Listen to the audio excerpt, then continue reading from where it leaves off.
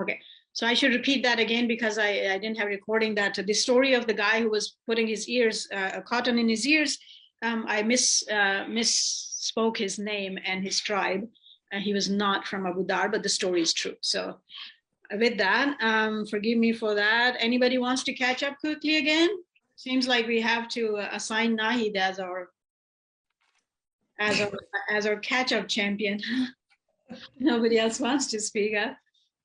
Last time you spoke about Hamza and Umar. The other point was Jews were waiting for Messiah. Yeah, no, not quite Messiah, but another prophet. Yes. When we come to other faiths, the prophecies are more, for them, more particular. Now, from a Baha'i point of view, because Messiah means a savior, every manifestation is a savior. That is true. However, when they are saying when and which, they have some specific prophecies for who's coming.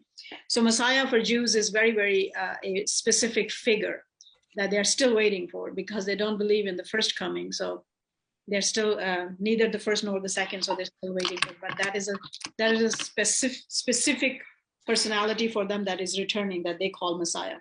But they were waiting for another prophet at this time, which Prophet Muhammad has been prophesied in the Old Testament, and they had read it right, and several of the tribes were settled in Hijaz area waiting for him, because it says it will appear there on the Faran mountains. Wonderful. So yeah, persecutions have started. They are now, they have decided that since they cannot persuade Abu Talib and the Hashemite family's leadership to take their hands off of Muhammad because they were still affording his protection, therefore they couldn't quite really do anything about that other than just mocking and daily sort of other persecutions. There are many stories about like he would like his neighbors, some of his neighbors will come and throw garbage inside the walls of his house. They will because they would slaughter animals for eating and stuff and all that, and they will, whatever the leftover stuff is, they will throw that into the walls of his house. He was praying, and once they did that, he actually took the garbage out, stood in the street, and said, "This is not the good way of neighborlyhood." Just that, and he was praying once in the Kaaba. And because, again, we spoke that Islamic prayer, once you are in the prayer, you do not break that no matter what happens to you. And so he's in prostration and somebody comes and puts entrails of a camel on his neck. And not only that is vile and filthy, but it's very heavy actually as well. And he was just kept there in that prostration for God knows how long, until somehow his little daughter, who was Fatima, was 4 or 5 years old, she somehow learned about it and came running to the Kaaba and took that off and relieved him from his torture. There is another famous story. This was used to be one of my most favorite stories in a sense, because I think this is the one I've always remembered, how this triggered that compassion and love that Baha'u'llah says we should have for the manifestations. I was very young, 4 or 5-ish, I believe, when I first time was told. Maybe they were telling these stories before that, but I remember it around that time. He would go from his home to other places and walk through the streets, and there was this woman who would she had learned his schedule. And she will go and stand on top of his, she was quite old actually, and she will stand on top of her house, and when he would pass through the street, she will throw garbage on his head, like without a fail all the time. And he would just clean himself up and would not complain. Several times he had, one of the times, again, Fatima is the one who sees that somebody threw this thing on his head, and she takes him, she's washing and starts crying. She can't see that her father has been going through that. And he just smiles and consoles her and he says, "Don't worry about that. All of these troubles will go away. All of these troubles will go away, and God's name will shine, and these people will be different." We just need to be patient.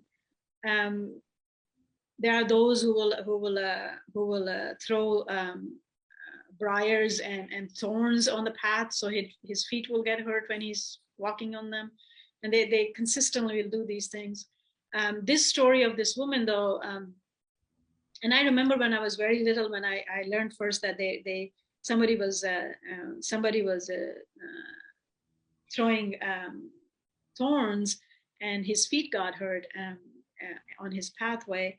I remember I just cried, and I thought if I was there, I will just lay down on the floor.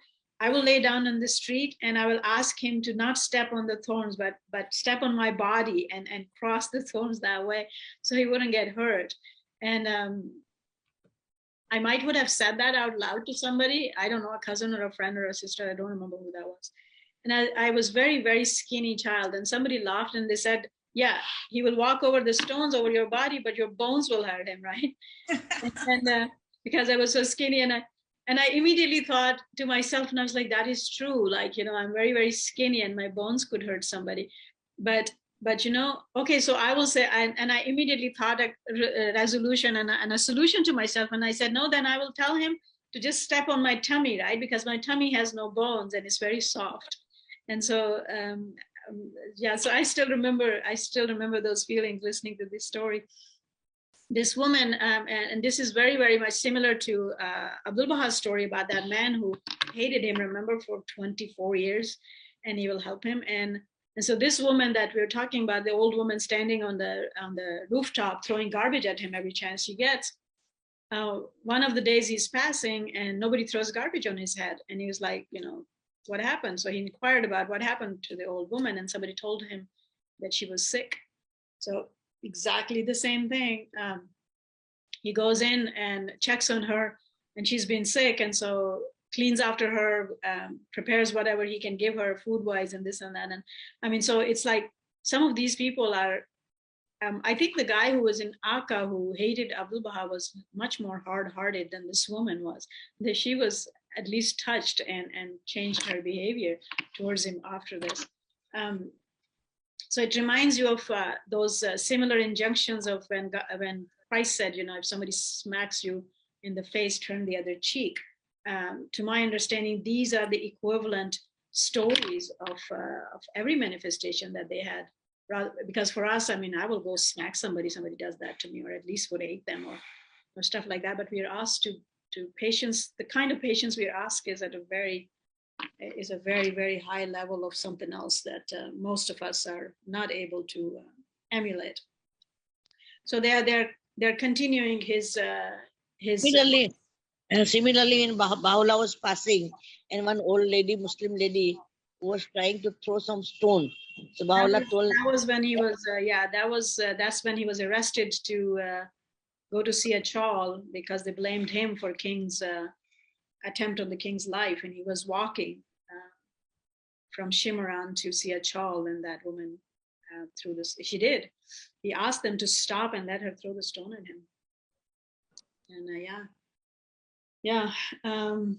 I mean, it's and it was so nice that Hazrat Muhammad himself was to go house to house to say people, to give message. Yeah. Still they denied her. Yes. It was because during the so we are reaching the time of. So we have talked about, they have sent several delegations to persuade him to not do this. They called it propaganda. They called it same thing, right? When the Bab declared his message, they were saying, oh, he wants the government, he wants the kingship, and he kept on writing to them, I don't want any of these things. God doesn't want your money. God doesn't want your dominion. He wants your hearts, but they just won't believe it. So the same thing, they kept on wondering, what is it that he wants? So they sent several delegations, right? We talked about it. Bribe him, try to, give him, okay, we will make you our king. We'll give you whatever you want. You just, let this thing go. And he was like, I can't let this thing go. It's not from me. They actually will come. At one point they came and they asked him, and they said, because you're just and that's why when you see the verses, you're just Baha'u'llah talks about it. And so they object that you're living like a common man, right? And Baha'u'llah talks that too, that people are perturbed that, oh, so you are a manifestation of God, but you eat like us, and your life troubles are like us, and you go walk in the streets like us. The Quran talks about that, and that's what the Kuffar in Makkah were telling him. They said, if you had mountains of silver and gold, maybe we'll believe in you. If the angels walked in front of you when you walk the streets, maybe we'll believe you, and things like that. And so he would just smile, and he'll say, I'm but a warner. I'm but a messenger of God. I have brought you the message of God. I'm not promising any of these things. But if you do follow God, all of these comforts would be part of your lives. And they were, right? I mean, it's like, it's created the top civilization in the world so far that we know of. And all of that wealth and riches and everything that they were desiring, it actually did happen. But they weren't listening. Then they will ask, okay, so because the Quran was saying, if you don't follow God, then there is this, then there were consequences, right? And we are suffering in our society today again, this lack of acknowledgement of consequences. We want our freedoms to do whatever we like, no matter how wild and whatever it is. But then when every action, everything we do has a consequence. And when those consequences hit us and life gets really troublesome, then of course we turn around and blame God for it too. And we are dealing with the same society 1400 years ago. They want all the freedoms. They want to do whatever they want. And so the Quran is warning them that, then there are consequences. Then there are these consequences. So then they ask him, they say, if you're promising this doom day, because the day of final judgment is arriving very fast upon you, the Quran says. And that is twofold, right? Because every individual meets a judgment day. We die one day, and all of what we did here ends. That opportunity ends. And I think that's what we don't understand. We over and over again, we get into this loop of things that what happens around in our daily life and material physical life takes over our souls, and all the reflection goes out of the window, leave alone the action. But this life on this planet has been granted to human beings as a journey. It's a part of a journey, and it's a huge responsibility towards. Somebody actually recently I was listening to them. They called it, and I loved it. And they said, "It's you will be standing at the gate. You will be standing at the gate soon enough, right? And that door will open for all of us, and we'll enter the other side, whatever that life is. And how do you want to enter there? What kind of city it is, and how do we want to enter there? And in the scriptures, there is a tremendous amount of help and knowledge and vision provided and asked over and over again, that don't get bogged down with little things here. Correct yourself, correct your way of living, correct your way of thinking, because this is a journey, and your next one depends on this. You don't want to ruin your journey for eternity that starts at the hour of death. But so they were saying that, oh, so you're saying we'll be born again, because they didn't believe in that kind of stuff. So they will mock it, and they will say, he says that when we die and our bones become dust, that he says that we'll be raised to life again, and they will mock these things. And so there are Quranic verses that they, marvel at their sayings, and they say, that once they're dead, how would they be raised to life again? And then God answers and he says, is he weary of his first creation that he cannot do a second creation? Didn't he create them the first time from nothing? Why say that God cannot raise them up again, right? So it is because of these verses, and we will go when we come to that the common understanding rose, same from Old Testament and the Quran, that there would be some physical resurrection because we misapprehended these allegorical statements. So they're mocking all of this, and somebody, a philosopher, has recently wrote, and it said, if God is out, all is out, right? It's like if you don't have a holding power, a higher power that forces you, your own self, voluntary force, right? It's that force comes from within when you love that entity. When you love that entity with all your heart and with all your soul, as Moses asked for, and Christ repeated that, and every other scripture has repeated that, that's what gives us the strength and the courage to live the life that is right living. rightly living. If you throw that out of the window, then why bother? I mean, right living is not all that easy. So if you don't follow that, if you throw that out, then why bother? I mean, whatever, right? Good or bad or ugly, whatever I do here, I'm dead, I'm gone, who cares? And so that's what is happening again, right? Because we don't put our trust in that this is just the part of journey. We are going to enter this other eternal city someday, and there was work to be done here. We were given some chores to be done here, so we could enter there and live a proper life, but we'll see to that. So they were marking these verses consistently of the last days, of the next life, of that this is an illusion, and illusion not in a sense that it's not real, but illusion in a sense that you have something larger and bigger coming your way, and so you are actually destroying yourself and your potentials for a blink of an eye, right? So if we believe, for which we do, that our life of our soul is for eternity, then this little life, even if I live 100 years, is a blink of an eye. It's nothing. And for that blink, I have destroyed the potential of living a closer life to God for eternity, because I destroyed myself here because I was not willing to do what needs to be done. So for me, I mean, if you're in class and you never open your books and you never studied and all that, and then the final exam comes and you fail, I mean, who's there to be blamed for that? And so Quran is, especially the early revelations, are so focused on this ethical change of behavior. Same for us too. The early revelations of Baha'u'llah are very, very ethical based. Change how you look at yourself, how you look at knowledge, how you look at your character, right? So you see Gems of Divine Mysteries, you see Hidden Words, you see Seven Realities. All of these earlier works are promoting how we become transformed as a human being that is anticipating to live for eternity once we are done here in this world. So all of these revelations, and they're mocking it. They were like, oh yeah, sure, I'm like, they don't want to, they want to have it now and here. And so all of these, they consistently, then they say, okay, so then if you cannot bring us the mountains of gold and silver, at one point they were saying, oh, because this is all desert in Arabia, if you are such a prophet, you must have all this power in your hand. Why don't you turn this into, flowing rivers and cultivatable land and so forth and so on? And he would always answer them. It's like the Quran is full of that. I am but a warner. I am but a warner. My job is to warn you. God has sent you a message. My job is to warn you to rightful living. But if you do rightful living, these are side benefits. They will come your way. And we have seen that historically over and over again, that every society, when it starts living rightfully, all those benefits come. And whenever we walk away from it, those benefits actually automatically slowly go away because we break things down.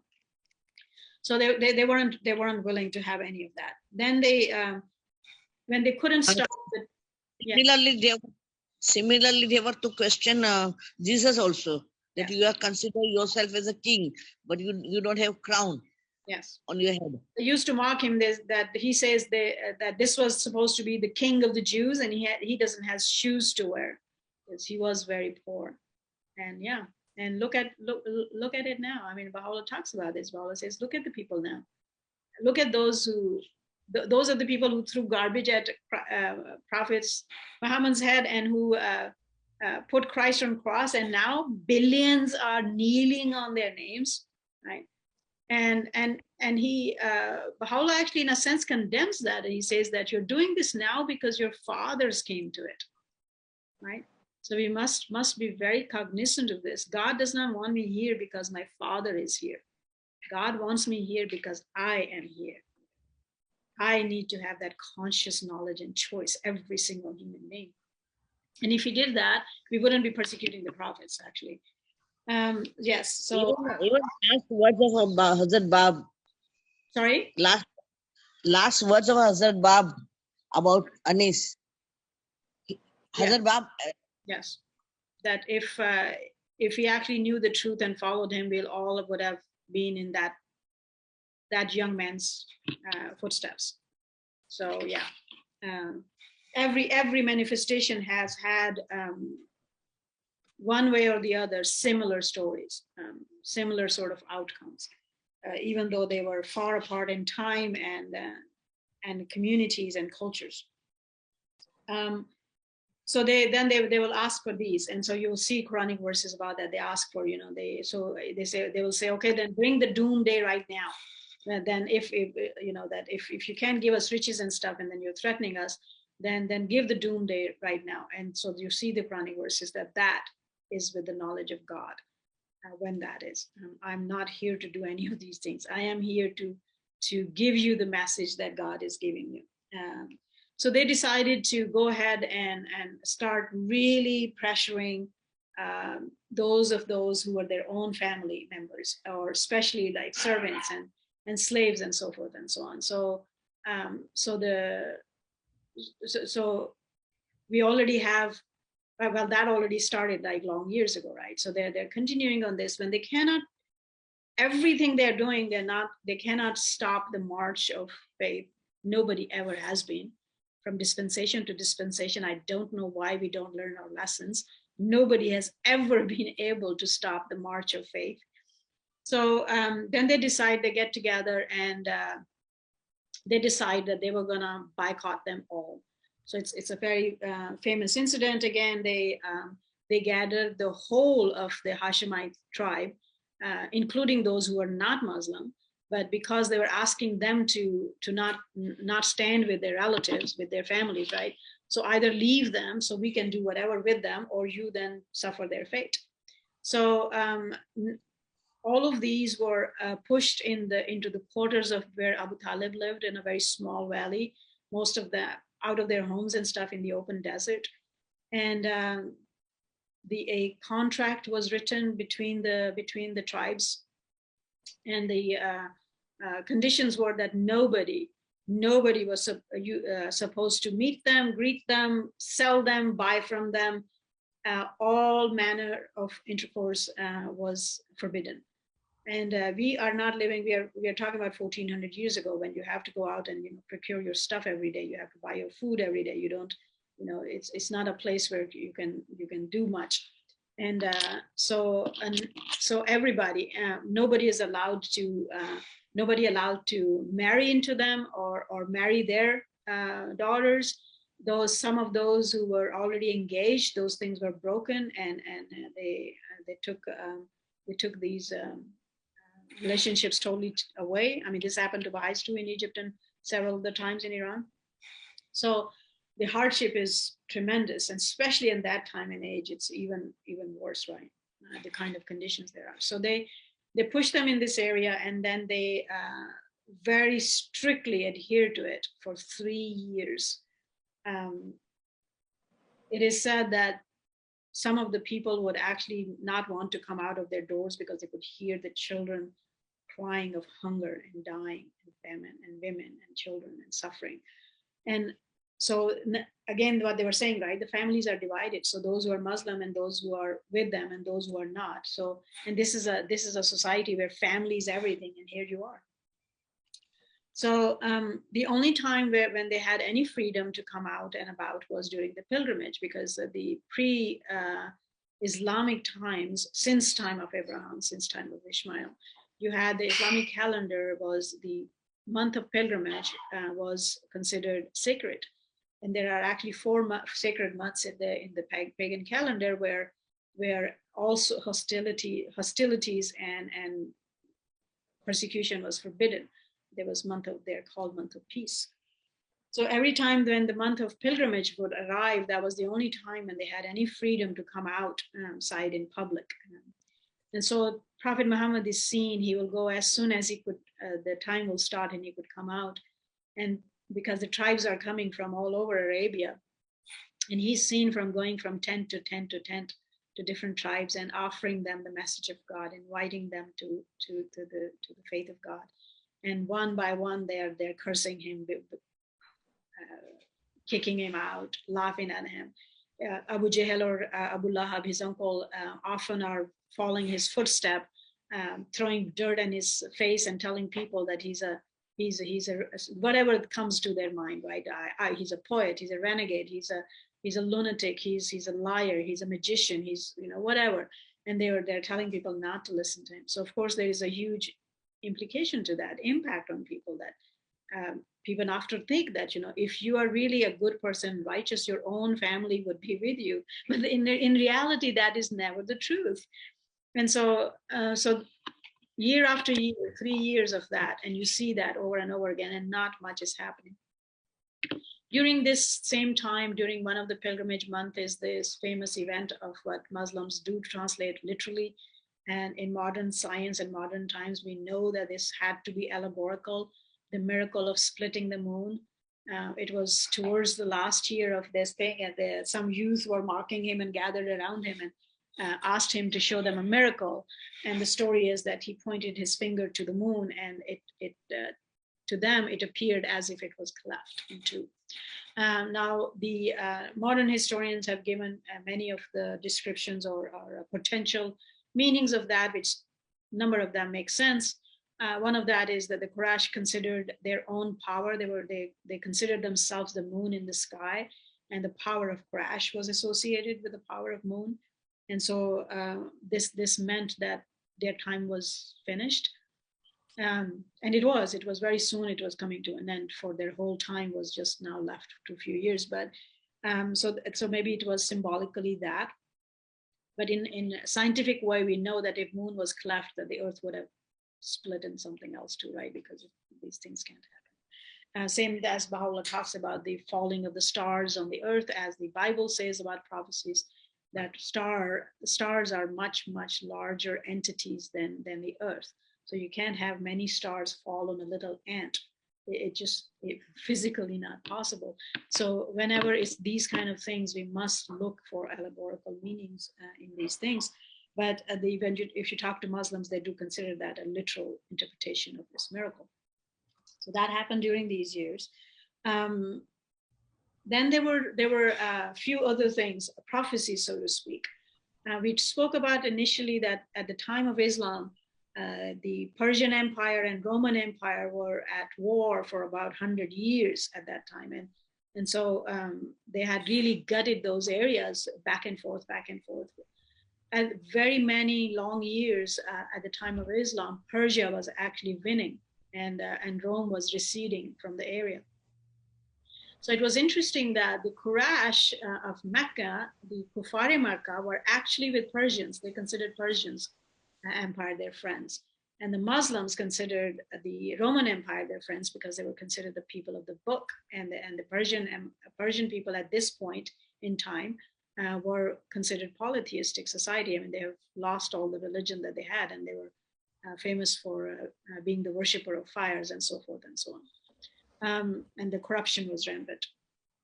So the Quran, then there is a prophecy in the Quranic. Some battle was won by Persia, and Rome was pushed out, and the Quraysh were celebrating this because they considered them as their friends. And the revelation came, and it said that they soon would be crying, that both the Quraysh and Persians will be crying because Rome will win. Their victories at hand. And it was bizarre because there was no sign of it at all. Like Persia was becoming really sort of overpoweringly powerful at this point. And Muslims themselves, of course, were at the worst of their times during this time. So it was a double prophecy that when the good news would be delivered to Rome, that's when the Muslims will rejoice as well. They will have their victory. So this would come true within a couple of years. But so these kind of things too that were aggravating Quraysh, because they will mock these things that, you know, like nothing of this sort will happen. So these are some early revelations and challenges to Mecca and Quraysh in the world, the Quranic prophecies. And so towards the end of these boycott of 3 years,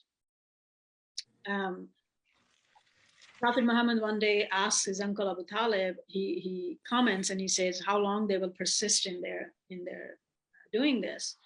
And he says the contract they wrote this whole thing on and hung inside the walls of Mecca has been eaten up by the ants, and their time is up. And only the name of Allah exists on that. Remember, we talked about it, that the pagans did believe in Allah.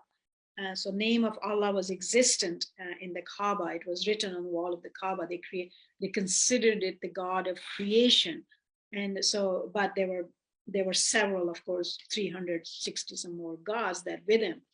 So that's why it's really, really important to understand why the Quran says no God but Allah, no God but Allah, because none of these gods but Allah existed since the time of Abraham for them.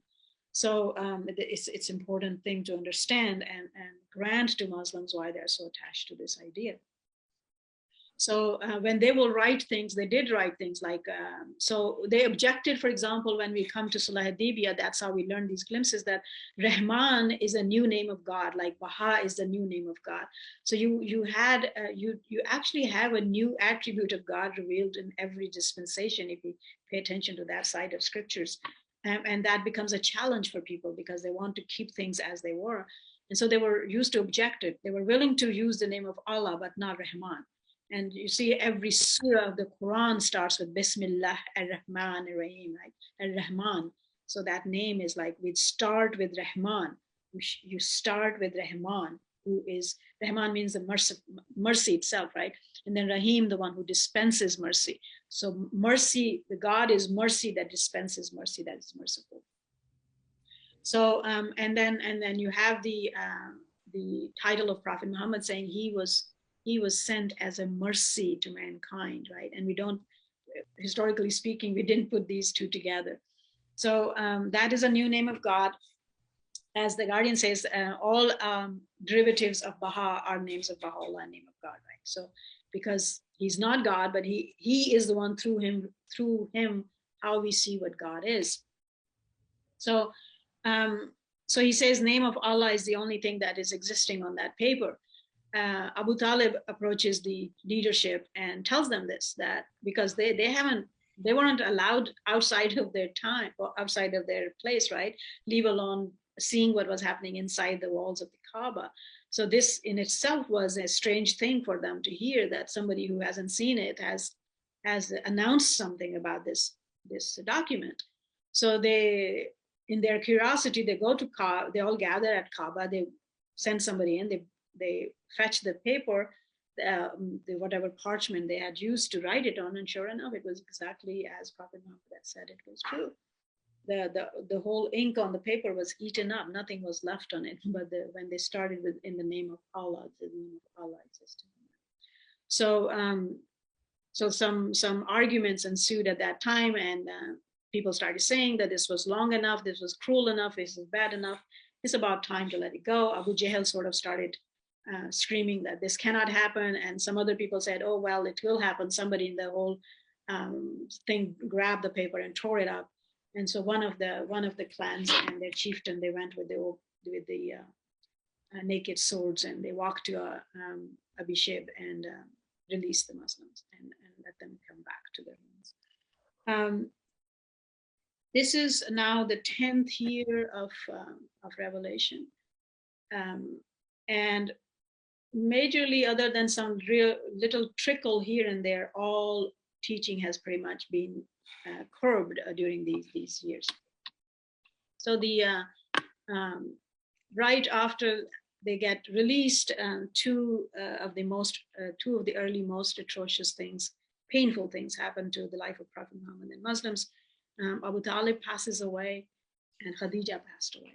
And so these were the two pillars of his life and strength. And they were married for 25 years. We need to remember this, because when we come to the women and the issue of wives of the Prophet, we need to remember that he only had one wife as his first wife for 25 years.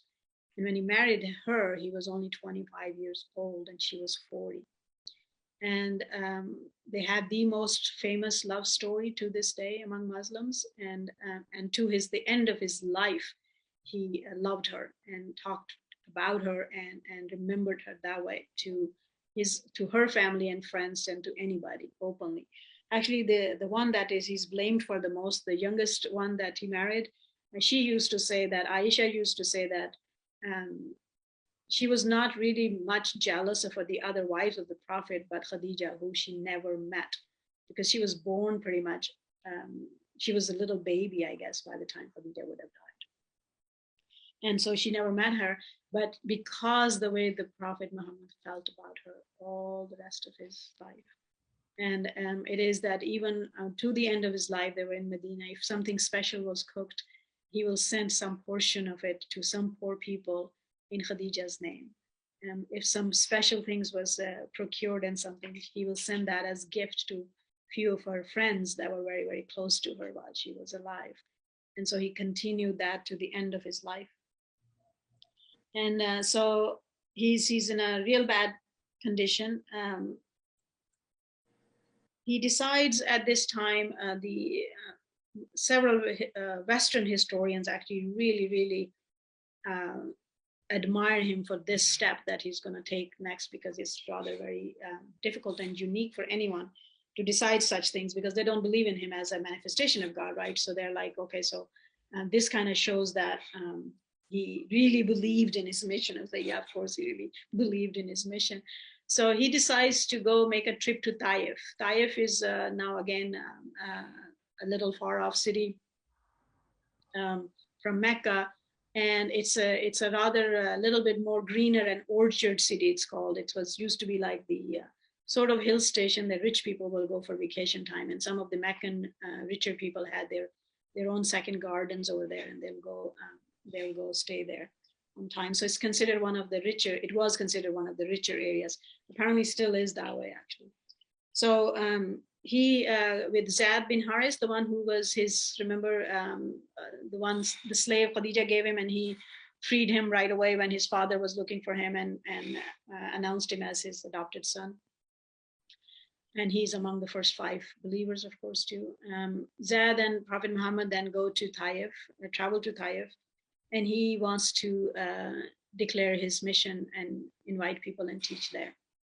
Same story there. He goes from tribe to tribe to tribe, tribal chieftains, and they all treat him exactly the same way as the top Quraysh was doing. He tarried there, I think, about 10 days or so. At the end of his journey, when everybody else mocked him and said no, he finally went and visited the top leader of the area. And he too mocked him and told him, if you're true, I don't dare to talk to you. And if you're false, I don't have any need to talk to you. Get out of my house and get out of my city. So he kicks them out. Not only that, but he makes some speech and spiel to the ruffians of the city, and they let all the children loose at them, and they stone them all the way to the streets of Taif, to 3 miles out of it. Zaid was trying to shield Prophet Muhammad by in between for his body, and he by the time they left them, both of their legs were bleeding, and Zaid was hurt in the head as well. They were stoning them.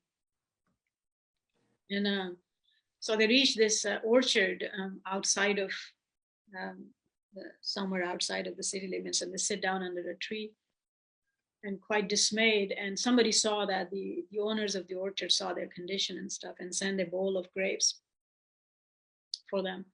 And the slave who brought it was very impressed the way Prophet Muhammad received that and the condition he was in. And yet, rather than lamentations or cries or anything else, he would always call on the name of God and thank him for all the blessings. And then he receives this thing, and he was really intrigued for how could anybody be grateful in this situation and condition.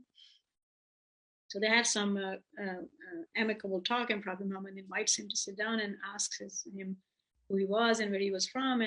And so he says that he's from, I think it's pronounced Nineveh. It's the city where Prophet Jonah was from. It's somewhere in Babylonian area. And he was Christian. And so Prophet Muhammad immediately tells him that, oh, you are from the city of Nineveh. That's where my brother Prophet Jonah was from. And so this guy is really intrigued and impressed that somebody knows that, because the pagans are Meccans or Arabs are really sort of not into these things. So so they have some conversation, and this guy actually believes in the Prophet Muhammad. So out of that, the whole misery, and it reminds me of how the Bab talks about Isfahan, that the city that prided in itself that have the largest number of religious scholars residing among them, and yet a sifter of wheat was the only one who actually accepted the call of God when it was raised. And so there was this. They start walking, traveling back towards Mecca. Halfway through, they actually stayed there. He stayed there another 2-3 days. There is a mention of it that one night when he was in deep prayer, some jinn had passed by and heard the revelation and all that, and was very intrigued by it. And apparently these were some people from the side of Medina who had heard some part of revelation. They did not stop and talk to him, but they went back and actually delivered the news to some of the people, because those areas which the pagans that lived closer to Jews, remember we were talking about that they had this news that the Jews were waiting for some prophet. At this injunction, he actually Prophet Muhammad was quite perturbed, and he actually says a prayer that's quite heart-wrenching. And he asked God for how long this suffering will last, and when would this end? And it kind of reminds you of when it's actually a Quranic verse, and Baha'u'llah repeats that there comes a time when the manifestation of God himself cries out. The Quran calls it that the cry went out. We were so rebellious and we created such havoc that the manifestation of God itself cried out. And when that cry goes up, we better hide under rocks, because then our time is up, actually. And it happens over and over and over again. And like fire tablet. Yes. So this is actually, it was Rihanna who said this is sort of equivalent to that. And yes, I agree. I would agree with that. And so he, in his prayer, he just kind of let it out. And remember, we said that he used to like pray out loud. As a child, I was used to pray out loud and talk to God out loud too. Lord, I make my complaint unto thee of my helplessness and frailty and my insignificance before mankind. Thou art Lord of the poor and feeble, and thou art my Lord. Into whose hands wilt thou abandon me? Into the hands of the strangers that beset me round about? Or of the enemy thou hast given the mastery over me at home? If thy wrath be not upon me, I have no concern, but rather thy favor is the more wide unto me. I seek refuge in the light of thy countenance. It is thine to chase away the darkness and to bestow peace, both in this world and the next. Let not thy wrath alight upon me, nor thy indignation. It is vain to show anger until thou art pleased. And there is no other power, nor any resource, but in thee.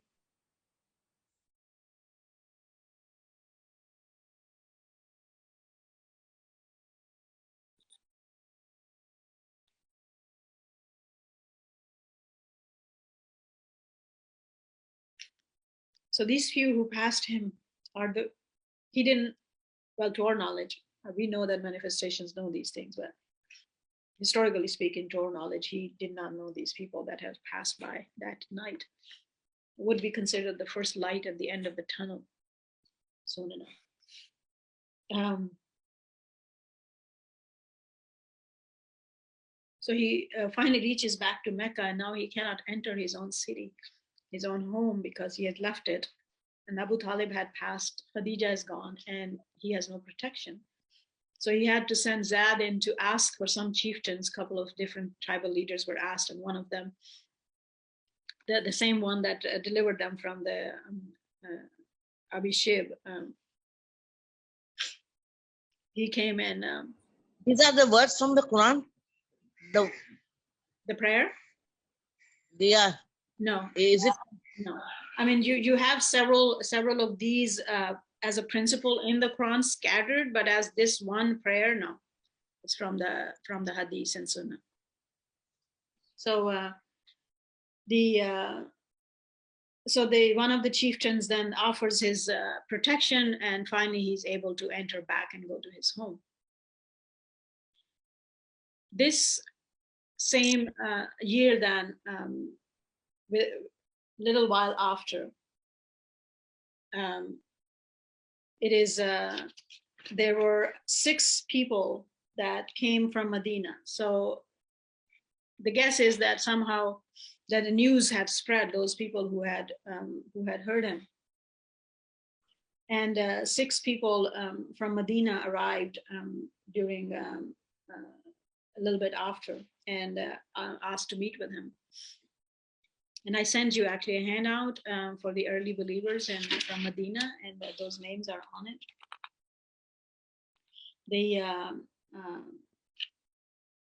So these 6 will actually become first Muslims from Medina. And somebody has a note in front of you. I'd actually put it there for you for what was the Pledge of Allegiance he used to call for.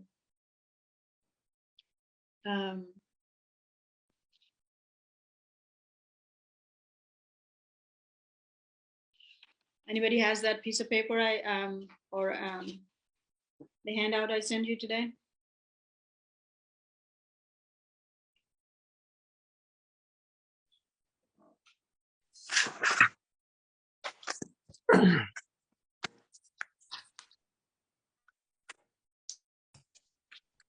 I have the email here put up. What was it we were looking for?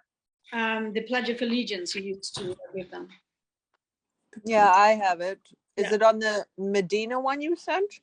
The one I just sent today, yes. Christina, it's right under the first 6 people's names. It should be right under that. Could you, Yeah. Okay. Could you read it, please? Yes. I don't see. Oh, all 12 of them took the formal pledge of allegiance at his hands.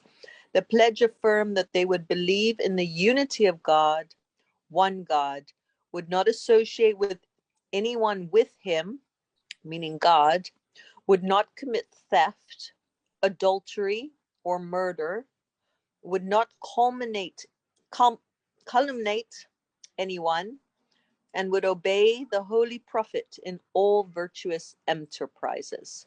The Holy Prophet told them that they would adhere to their pledge sincerely, they would inherit paradise, but that if they exhibited any weakness, they would be accountable for it for God.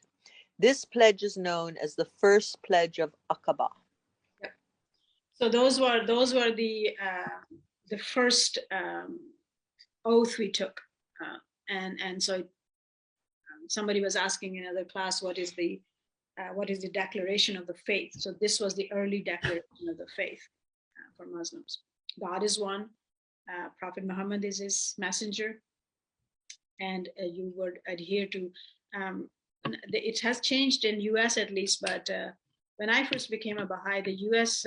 Declaration card actually used to have the line under it that God is, we believe in God and Baha'u'llah as the manifestation for this age, and that I will obey all of his laws. I will obey all of the God's laws of this time. So that's these 6, the first 6 have become that. They return to Medina and start doing their own teaching work. Next year, Prophet Muhammad is really eager to see if anything would have happened.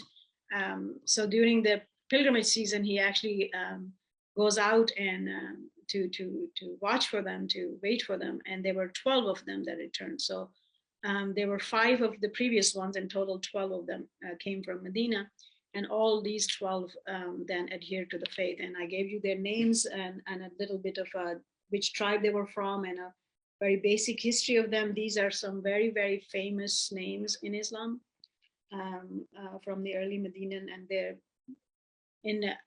we call them the companions of the prophets, right? The companions of the prophets who actually spend time, met with him and spend time with him in their lifetime with him are called Sahaba, the companions. The Muslims have tremendous amount of respect for all of them. They're prayed for every time you call their names out. And then again, even somebody met him one time was considered a companion, and then there's these. So there's hierarchy of companions, right? So some of these are respected at the level that we respect Ali and so forth and so on. So they're big names in our Islamic history.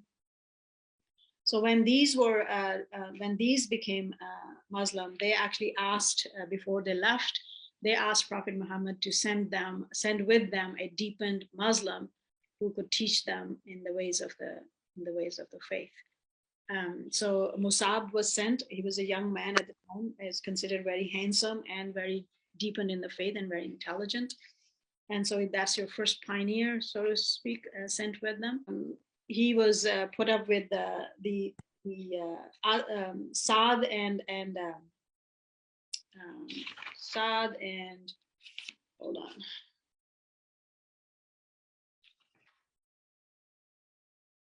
You have your names. Can you read me first couple of them, please? I don't have a list in front of me. So Asad of Banu Najjar is the one who hosts him as his guest in his home. And they actually, it was the Medinan Muslims that started it. So obligatory prayer was already binding on the Muslims. And so they are the first ones who started the Friday noon prayer is the one that is as must sort of congregation. So it was first time established in Medina by these early Muslims. So because they are doing that, of course, this is and they have a little more freedom. It's more public. People are listening. People are becoming Muslims, and so the Asad's cousin, both of them are chieftains of their tribe. He's not very happy about this progress, and so he sends one of his friends, another important person of the tribe, because he doesn't want to confront his cousin. They're on good terms, so he doesn't want to hurt his relationship.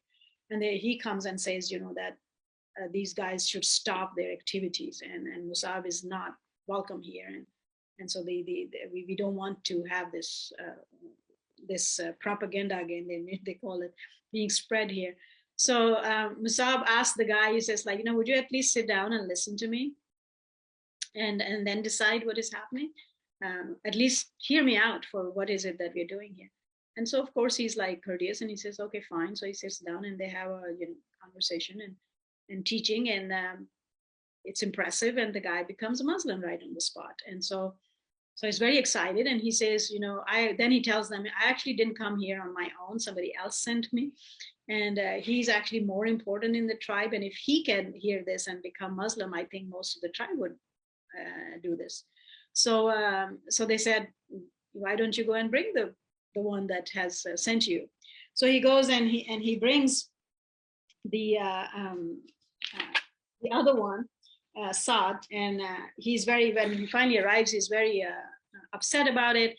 And so I say again, Musab takes the same sort of route. Remember how we are told to few things, teaching. First of all, what you know, you must transform yourself. First of all, you work on that, what the teachings of the faith is yourself, and you're actually that impressive person because now you're transformed. And then you have real deep knowledge to how to actually present that knowledge, right? Because having knowledge to mold myself is a different skill than having knowledge to actually now be able to deliver it and talk to people. So gather that, the Guardian says, it's a must duty, prerequisite, right? So once you have these, now you are doing what? You are patient with people, you make genuine friends, you're courteous with them, and you know how to talk. So you present that and see where it goes. So that's what Musab is doing. So sure enough, the cousin, Saad, is very, very impressed, becomes Muslims right on the spot, and says, I have so much respect and rank in my tribe. I think if I invite them, they'll all come. So we are talking about these sub-clans, right? So there are Aus and Khazraj, but there are sub-clans of these. So a sub-clan could have dozens or hundreds of people under it, depending on how large they are.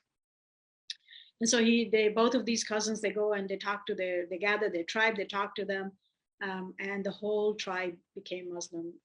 That portion of that clan became Muslim that day. So that's your entry by troops, right? So it's like, so historically speaking, it's like spreading like wildfire.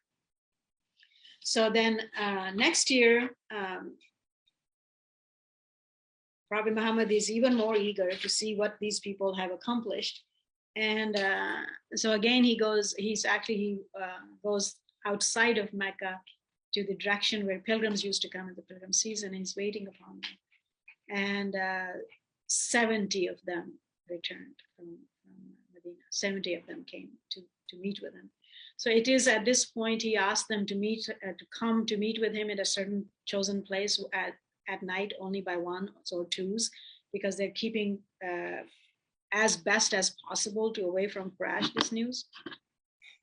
So they all gather finally, and that is the one they will extend the invitation to him, and they asked him to move to Medina. They know he's persecuted heavily. They know the Muslims are persecuted heavily, and they cannot live in Medina long enough. And they invite him. So we talked about they had a very huge, long drawn battle between the pagan tribes and some other people in Medina, and they gutted themselves. There was so much bloodshed, and they were actually very eager to, when they heard about his qualities and who he was, even those who weren't Muslim yet, they were even talking about it and contemplating that they need some leadership. They need somebody who could be like what we would call a chief magistrate or a executive of the city, what we would call a president or whatever today, that could keep them united and rule them so they could live peacefully. So they had invited him. They were asked, some of them stood up and asked the questions, if you do this and if he comes over to you, you know what it entails. It means you are standing against the whole of Arabia, because they are against this. By this time, by the way, because the Quraysh are traders and they travel quite a bit, they're actually inciting all the tribes that they go through on their route to back and forth. And so this animosity is spreading all over Arabia against Muslims. So it's known to them. So they ask him, if we do this, we are afraid that if you finally have victory, when you finally have victory, that you will want to, of course, come back to your own people, and we'd be left alone around the whole of Arabia that hates us. And he said that will never be. You would be my family and I would be yours. That will never happen. And they ask him, what is it that he expects them to do for him? What is it that they need to do for him? And he says, nothing more than what you do for your own family. That's it. Just consider me as your family. That's all. And do accordingly. So they take that Pledge of Allegiance, all of them. Next morning, the Quraysh actually did get the wind of this, and they tried to kind of investigate and pursue the whole delegation that was returning to Medina, but they were not successful. So they know that this is now spreading in outer places and all that, and they want to take some final steps against him. So they come up with this ingenious plan to, Abu Jahl comes up with this plan to say, they gathered together to consult, actually, and the Quran talks about it. There's a surah about it. And so they consult together to what should be done to him. And so they think that maybe they should banish him. The first suggestion is that they should banish him. And somebody suggests that, well, that's not going to work, because they, regardless of how much they hate him, they do believe in his capabilities, actually. So they say he has a very eloquent tongue, and if they send him somewhere else, they will turn all of them into Muslims. So they don't want to have that end. Then they suggest that, like, maybe they should throw him in a well or something, or lock him up somewhere and let him die to, hunger to death. And so somebody says, no, that plan still, that could be discovered as well. And the Banu Hashim would be actually not pleased with that. That could open a new war between us. So they discard that. So Abu Jahl comes up with a brilliant plan, and he says they will take 7 youth from all major clans, and next morning they will go all together in the early hours and kill him together. Take their swords and kill him together. And why together? Because if every clan is involved, then Banu Hashim cannot quite fight with all of them. It's too much of a task. So they will have to resort to asking for blood money instead. So this way, and then they can divide that blood money between them and pay it. And so they will avoid a war, get rid of Muhammad, and everything is hunky-dory. So they all agreed to implement the plan, and the revelation comes to Prophet Muhammad, and he's ordered to leave that same night, to leave Mecca. So he goes over to Abu Bakr, tells him that that he's to leave. He asks him to accompany him. He says he accepts, and the plan is made. And so, however, before this happens, Prophet Muhammad is really concerned over this order to be leaving right away. And he talks to Ali first, and he says he cannot quite leave right away. And he says, but you must. And he says, but remember, since he was a young boy, early teenager, they used to use him as a bank as well. Most of the kuffar in Makkah that had money and possessions, because they trusted him. So they will put their trust with him in safekeeping. And so he had many of these trusts that was in his possessions, and he needed to discharge them. So Ali volunteers, and he says that I will do it for you, and leave that to me, and I will make sure that that is done. You must go. So after this arrangement is done, they somewhere late afternoon or evening, at some point, he leaves the streets of Mecca. This is summer of that year, 13th. This is after end of 13 years of revelation. And somewhere outside of the city limits, Abu Bakr Siddiq meets with him, and they actually travel in the opposite direction, and they go and hide in one of the caves. So they knew that they will be pursued, so they're diverting the tribes. So the 7 that was supposed to kill him, when they get in and barge into the house early morning, they realized that because somebody was in the bed all night long, so they were sure that he was there. And they find out before they strike that it was actually Ali that was sleeping in his bed for him. So they rough-handled him. They go to Abu Bakr Siddiq's house, and they rough-handle his family and stuff, but nobody tells them anything. So the Meccans would they announced all around, and they put 100 camels bounty on his head to whoever could bring him dead or alive. And it's a little bit longer story from here to when they would finally get to Medina. So rather than leaving it in the middle, we'd rather start on it next class. And I will open it up for question answers on any comments or concerns. And the Quranic revelation about this is Surah 8, verse 31. Call to mind the time when the disbelievers plotted against thee, that they might confine thee or kill thee or expel thee. And different ones have translated it differently, but my favorite one is repeated somewhere in the Baha'i writings, and I love that. It says, they plotted, and Allah also plotted, and Allah is the best of the plotters. And there's a sense of humor in it, and I love that. So he got him out.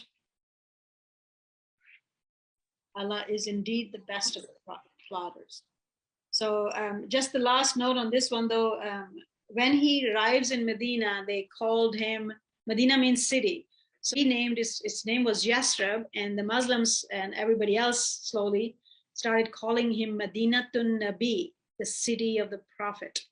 So then Nabi was dropped later, and it's only stood as Medina, and now the only Yasrib in the whole world is called Medina, even though Medina means city. So it's the city.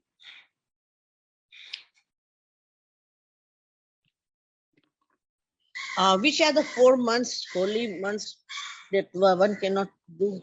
I will send you the names because they're not together. There's Ramadan is one of them, and the one Zul-Hajj is one of them, and the other two I always forget. But I will. When I was Muslim, I had these things on my tongue tip and fingertips, but it's been a very long time, and now I only use them when we are teaching classes. So I'll send it to you, all 4 names.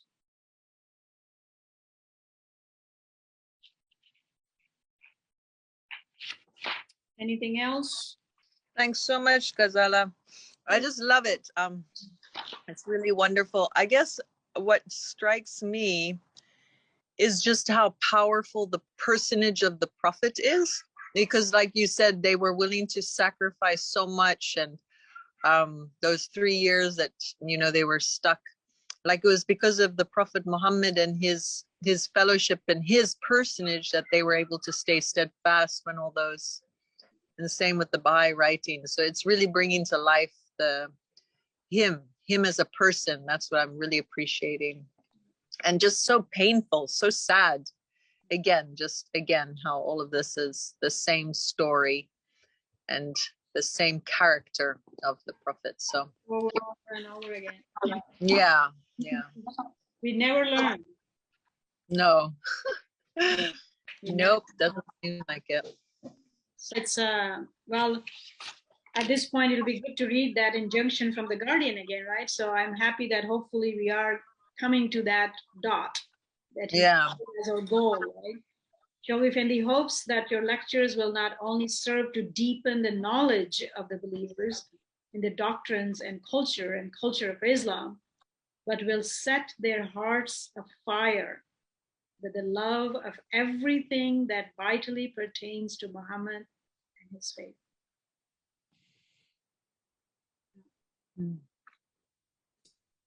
Could you possibly either send me the actual prayer that you read or where you got it, where I can find it? Because I'll send it to you. Yeah, that brought me tears. It's really touching. Every time powerful. Yeah. Thank you. And I mean, once you start reading the Quran, it was from Hadith for revelation. It's just, it was actually one of the early Western investigators or translators of the Quran has this story, and he said that, you know, if you only read it through translations, because a lot of rough translations, they don't really quite do that magic for you, because the syntax is very different, the language is very different, and or whatever, and especially from those angles who are already doubtful of it, right? So they're not looking for the agreeing and lovable points, they're looking for the point of contention in it. And so he said he was like, he read it first time through, and he was like, you know, okay, whatever sort of thing. And then he said, you know, something, but it was, he said he watched Muslims reading it. He watched Muslims like everywhere on the globe, right? The Muslims, it was like, what is in it that touches their heart? It's the same, is the book that they're reading, right? And they, I mean, I would, it's really powerful. It's really, really powerful. Scripture is, right? I mean, that's how you feel when you get into, you know, you get into Baha'u'llah's words and all that. It just soaks your soul in it. And so he said, because of that, he wanted to dig deeper and kind of find out what was going on. And he actually fell in love with it, and he praises the Quran. Never became a believer, but you know, admitted to its power and beauty and guidance. And that's what got him there. It was like, you know, why are they so touched by it? I mean, you would like cry yourself to death just, you know, just reading it. It's and Guardian has said that that's one of the reasons he had asked us to, after, by the way, because in a lots of our ways, we kind of put the cart in front of the horse. So a lot of those neighborhood classes people were doing, I kind of was like, what? So you read, you reread, then you memorize. Like, no, that's not what the formula Guardian has given. So he says, read, reread, study, master, memorize. Read, reread, study, master, memorize. So you cut out the things in between, and then you wonder why things don't work, because there's reason why we are told how to do things, right?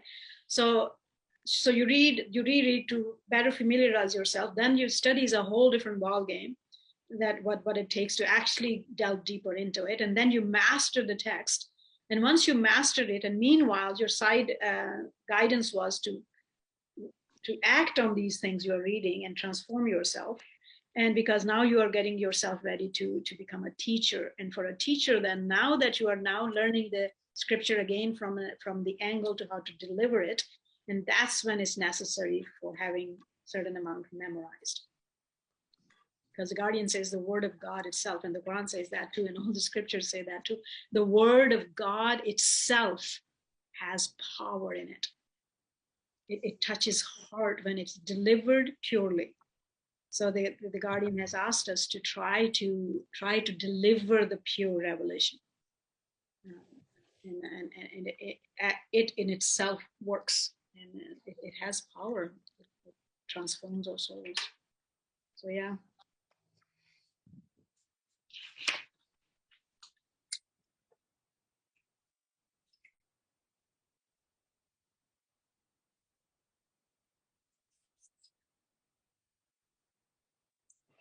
Else?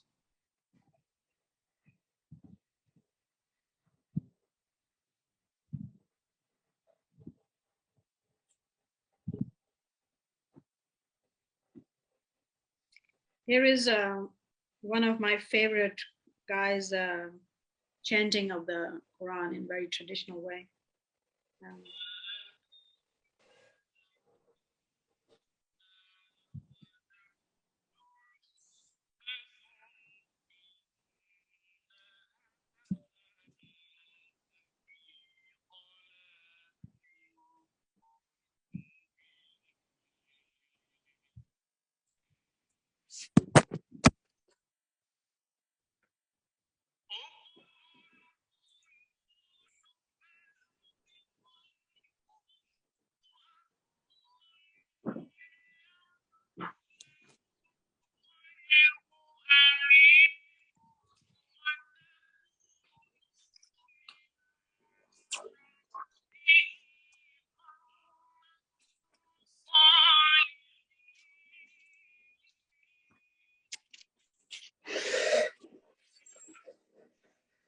That whole thing was in one breath. That's Surah Yusuf chanted. And you can find many versions. We all have our own favorites, but it's there are dozens of styles of chanting. And I think I told you guys Indonesia, Malaysia, and Saudi Arabia itself holds an annual competition of chanting styles and recitations of the Quran. It's quite a phenomenon. And, again, a talent that belongs to that dispensation that was created by it. So we still don't have our own thing. We still are using, for wherever we come from, we use that, but our own cultures, Baha'i culture has not been created yet, right? And we are still waiting for that civilization. And we don't know what kind of arts will spring out in this civilization. But there is a reading of the Quran, a style, same as in Christianity, you know of Gregorian, right? I mean, many other things were created, but the Gregorian style of prayer and chanting is very unique to Christianity. And we have the Quran, we have the architecture that Islam brought that is very unique in itself, and so forth and so on. When we come to that civilization stuff, we'll touch on these things. But the Guardian said for us, he says he enjoins the study of the dawn breakers. He says that will trigger the civilization and arts and crafts of the future generations. So it's not just mere history.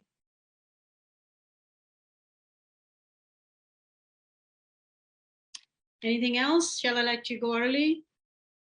Some of you will love that because you can sleep early. Good. Sorry, Dave?